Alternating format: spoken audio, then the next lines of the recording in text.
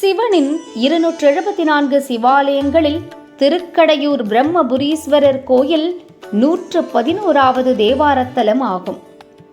இத்தலத்தில் இறைவன் சுயமூர்த்தியாக அருள் பாலிக்கிறார். பிரம்மாவை அழித்து ஞானம் உபதேசித்த தலம் என்பதால் கடவுர் மயானம் என்றும் திருமை ஞானம் என்றும் இத்தலத்திற்கு பெயர்கள் உண்டு. புதுயுகம் துவங்கும் போதும் சிவன் மீண்டும் பிரம்மாவை உண்டாக்கி அவர் மூலமாக ஜீவராசிகள் பிறக்கும்படி செய்வார். அவ்வாறு பிரம்மாவை அழித்து மீண்டும் உயிர்ப்பித்த தலம் இது. வள்ளி தேவானையுடன் சிங்காரவேலர் என்ற திருநாமத்துடன் முருகப்பெருமான் இங்கு வீற்றிருக்கிறார். இந்த முருகனுக்கும் ஒரு சண்டிகேஸ்வரர் உள்ளார். இவரை குக சண்டிகேஸ்வரர் என்கின்றனர். பெரும்பாலும் விநாயகர் பெரிய வயிற்றுடன் தான் இருப்பார். இக்கோயிலில் இவர் ஒட்டிய வயிறுடன் காட்சி தருகிறார்.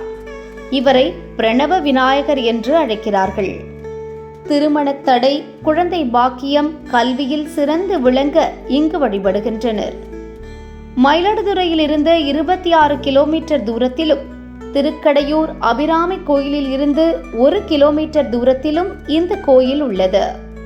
காலை 6:30 மணி முதல் மதியம் 1 மணி வரை, மாலை 4 மணி முதல் இரவு 7 மணி வரை கோயில் திறந்திருக்கும்.